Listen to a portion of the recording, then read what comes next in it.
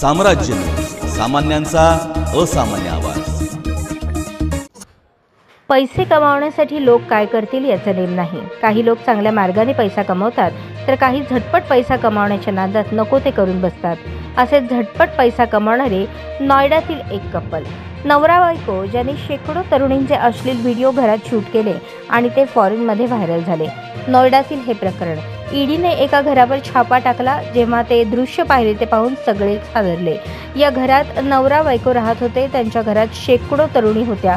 या तरुणी मॉडेल्स होत्या, ज्या शो करत होत्या। हा शो साधा सुद्धा नाही, तर आक्षेपार्ह होता। तसेच घरातून 8 लाख रुपयेही जप्त करण्यात आले।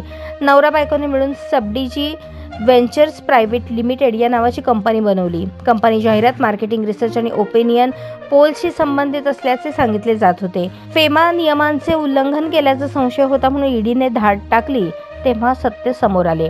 मॉडेलिंगमध्ये करिअर बनवण्याचे स्वप्न पाहणाऱ्या तरुणींना हे कपल सोशल मीडियावरील जाहिरातीच्या माध्यमातून आपल्या जाळ्यात ओढायचे।